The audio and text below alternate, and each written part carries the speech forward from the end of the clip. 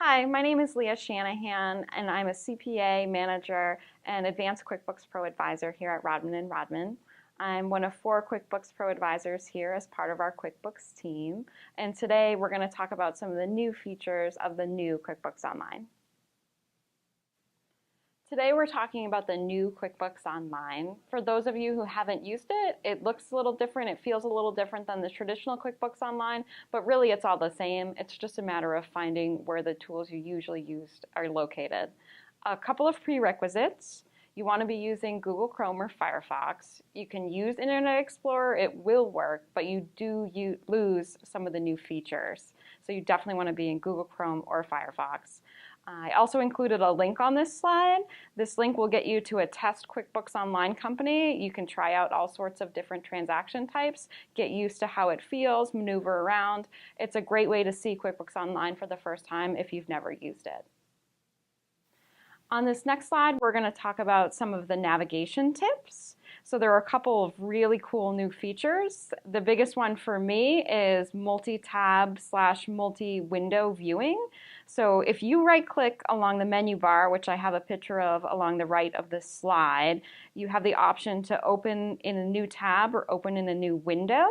From there, you can drag it to a second screen. If you're like me, this is life-changing because now you can have the profit and loss and the balance sheet open at the same time, which was one of my biggest frustrations with QuickBooks Online compared to regular QuickBooks, so that is incredibly handy.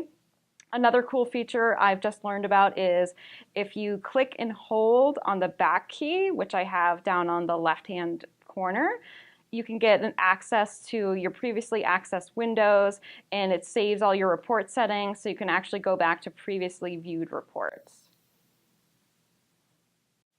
Next, we're going to talk about the new toolbar, which you'll find in the center top of the screen. It has kind of 3 emblems on it.